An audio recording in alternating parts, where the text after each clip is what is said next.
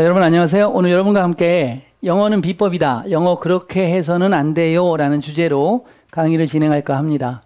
그래서 오늘 이제 문제 유형은 블랭크 퀘스천, 빈칸 추론 문제의 비법에 대해서 살펴보면서 강의를 진행하도록 하겠습니다.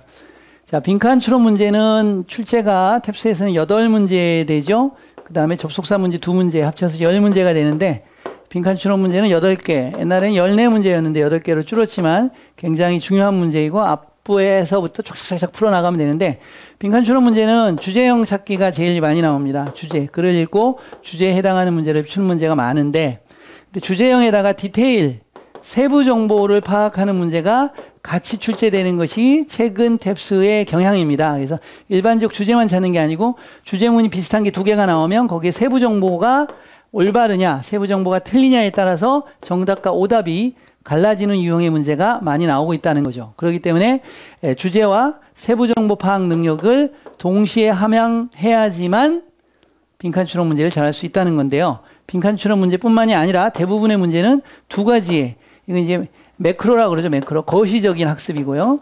거시적인 리딩 능력이고, 그다음에 이거 마이크로라고 그러죠. 미시적인 학습 능력이죠. 그래서 매크로와 마이크로를 합친 능력을 평가하는 게 일반적인 시험들의 특징이기 때문에 2가지를 아울러 해야 돼요. 자, 별표 5개짜리고 굉장히 어려운 고난도 문제를 가지고 여러분들과 함께 문제를 풀어보도록 하겠습니다.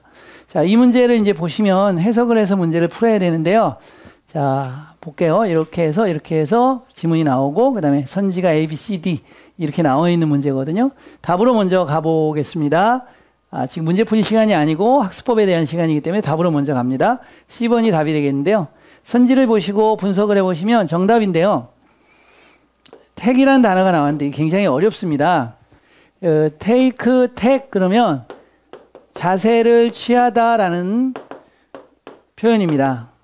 그럼 자세를 취하다라는 표현을 알고 있는 경우는 없습니다.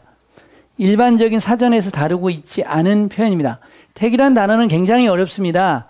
그 배가 있으면 이렇게 돛이 있잖아요. 이 삼각돛에서 방향을 잡아서 길을 가게 해주는 것이거든요. 그래서 일종의 방향타 같은 건데요. 그래서 방향이란 뜻으로 많이 나와요. 방향 정책이란 뜻으로 택이 방향 정책 또는 도세 뭐 이렇게 항해에서 나오는 전문 용어로 되어 있거든요.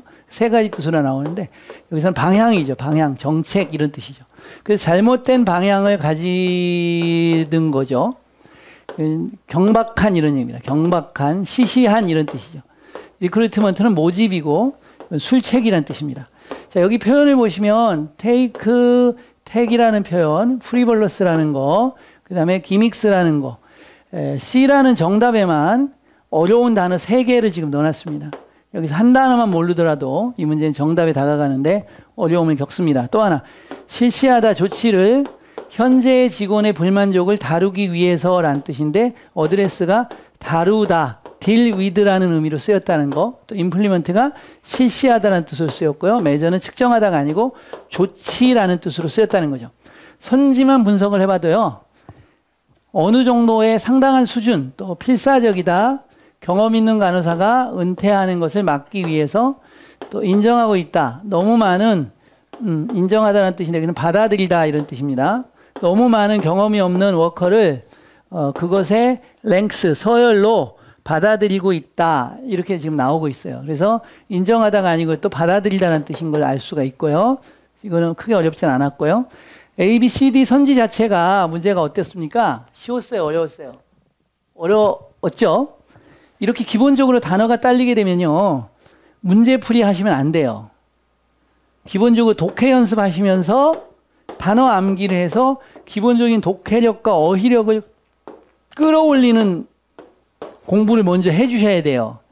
이게 안 되는데 문제만 풀고 있고 정답 맞추고 답이 왜지라고 공부를 하시면 영어 실력을 기반으로 공부를 해야 되는데 문제풀이 기반으로 공부를 하시기 때문에 실력이 절대 늘지 않고 점수도 거의 오르지 않습니다. 일부 처음에는 잠깐 오르다가 오르지 않습니다. 그래서 문제가 발생이 되고요.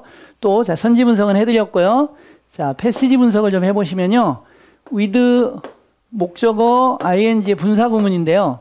보통은 이 with의 목적어 ing 분사구문을 쓰면 뭐뭐뭐 해서 뭐뭐한 채로라고 해석이 되고 순접 관계도 여러분이 알고 있지만 이게 탭스에서는 역접 관계로 출제된 경우도 대단히 많았습니다. 그래서 우리가 이제 as나 do형이 있잖아요. 때문에냐 일지라도냐에 따라서 문맥이 달라지잖아요. 뒤에가. 이렇게 출제하는 건데 with를 쓰게 되면 이 with는 문맥에 따라서 때문에 뭐뭐 해서라는 뜻도 되고 뭐뭐뭐 일지라도라는 뜻도 되고 두 가지의 맥으로 다 쓸 수가 있어요. 순접, 역접으로. 그래서 이렇게 쓰게 되면 뒤에서 표현에 플러스를 써야 될지 마이너스를 써야 될지가 헷갈리게 되거든요. 그래서 간호사들의 수가 빠르게 줄어들어요. 이건 마이너스 나쁜 거죠. 그럼 줄어들고 있어서 의료 영역은 뭐뭐 하고 있다, 뭐 좋게 하고 있다, 나쁘게 하고 있다가 다 올 수가 지금 있는 거예요. 사이닝 보너스, 또 캐시 프라이즈, 그리고 휴가, 이것이 흔한 인센티브가 되고 있다. 새로운 고용에 대한 이런 얘기가 나왔고요. 그 다음 보시면 그러나 그 섹터가 진지하다면 리크루팅 하는데 더 많은 너스를 리크루팅 하는데 진지하다면 그러나가 나왔고 논리가 꺾였고 앞에 나와 있는 것이 마이너스였고 이것이 플러스가 되겠죠.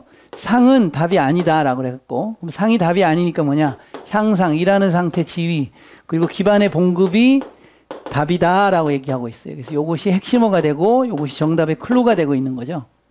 이게 정답의 클루가 되고 있으니까 바로 답을 풀면 되는 건데요. 그러니까 어떻게 답이 나오냐면 이렇게 되는 거죠. 프리벌러스 리크루트먼트 기믹스, 어떤 경박한 모집의 술책이 바로 뭐예요? 경박한 모집의 술책이 바로 아까 말했던 뭐죠? 캐시 프라이즈를 준다든지 사이닝 보너스를 준다든지 심지어 해외여행을 보내준다든지 이런 것들이 인센티브인데 마이너스 인센티브라고 하는 거죠.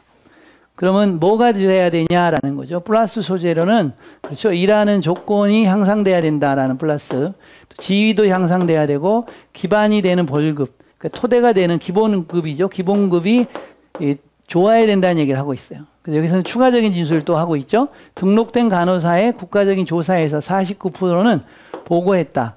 그들이 오늘 다시 새롭게 출발한다면 그들은 다른 직업을 추구할 거라고, 즉 간호사를 안 할 거라고 추가 진술이 나오고, 이런 결과는 만든다. 그것을 명확하게 뭐 근본적인 의료의 모집에 재사고가 필요하다라는 거죠. 게임쇼의 전략이 아니라. 그래서 게임쇼의 전략이 또다시 마이너스가 나오고 있고, 뭐죠? 의료의 리크루트의 근본적인 재사고가 플러스가 되는 것이고, 그래서 패시지를 읽을 때 여러분들이요, 플러스 마이너스로 분류해서 읽게 되면 얘는 플러스의 같은 맥이고 얘는 마이너스와 같은 맥이고 이렇게 풀면 굉장히 쉽다라는 거죠. 그럼 글을 쉽게 이해할 수 있고요. 이 이해된 것을 본문에서 풀어서 요게 플러스가 어떻게 다른 걸로 패러프레이징이 돼 있냐 라는 것만 분석을 하시면 답을 쉽게 풀 수 있어요. 그러니까 요게 마이너스 소재로 하고 있는 거죠. 이것에 있어서 이것을 가지고 잘못된 방향을 취하고 있다. 잘못된 정책을 취하고 있다가 답이 되는 겁니다. 문제 풀리는 거는 이해가시죠? 충분히 풀 수 있죠. 이렇게 해서. 그래서 퀘스천 문제, 블랭크 컴플리션 문제, 퀘스천 문제 비법을 여러분한테 다 알려드렸는데 이 비법 아시겠어요? 뭔지 아시겠죠? 기본적인 뭐다? 첫 번째 비법은 어휘와 독해력이 떨어지면 안 된다라는 거. 두 번째는 패시지를 읽어가면서 어떻게 된다? 플러스 맥과 마이너스 맥을 찾아서 플러스 마이너스를 분류해서 논리를 풀게 되면 정답도 플러스가 나올지 마이너스 나올지를 이해할 수 있다는 것이고, 그 다음에 마지막으로는 선지로 들어가서 플러스를 어떻게 다른 표현으로 another expression을 끌고 갔고 마이너스를 또다시 another expression을 끌고 가서 패러프레이징을 했냐를 대조가 아니고 뭐죠?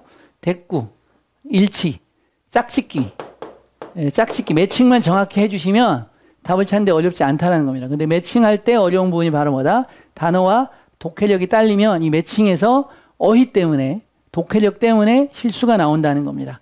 그러면 당연히 점수를 득점하지 못하겠죠. 그래서 영어 그렇게 문제풀이 위주로 접근하지 마라. 그럼 비율을 어떻게 해야 되냐? 단어와 독해력을 늘리는데 7 정도 쓰시고 나머지 3 정도를 문제풀이에 쓰시는 게 좋다라는 거죠. 그리고 나중에 영어 실력이 많이 좋아지면 반대로 바꿔서 3대 7로 영어의 실력은 약한 부분만 보완을 하고 문제 실전 문제를 풀면서 영어 실력이 바로바로 좋아져요. 이렇게 되면 실력이 좋기 때문에 실력이 만들어진 상태에서 독해를 계속 하게 되면 독해도 늘고 어휘도 까먹지 않고 이렇게 반복이 많이 되거든요. 그래서 처음에는 공부하실 때 여러분들이 지금 600 만점이잖아요. 450 이하이면은 무조건 7대3이나 8대2로 문제풀이 거의 안 하셔도 돼요. 단어 독해 위주로 무조건 하셔야 되는 것이고요. 그 다음에 이제 550이나 530, 500이 좀 넘으시면, 500이 넘으시면 문제풀이를 7로 가셔도 돼요. 그 다음에 약한 부분을 보완하는데 3으로 가셔도 돼요. 그런데 아까 말씀드린 500 이하, 450 이하는 무조건 단어 독해 쪽으로 집중해서 공부를 하셔야 돼요. 그래야지만 점수가 오른다는 거죠. 감사합니다.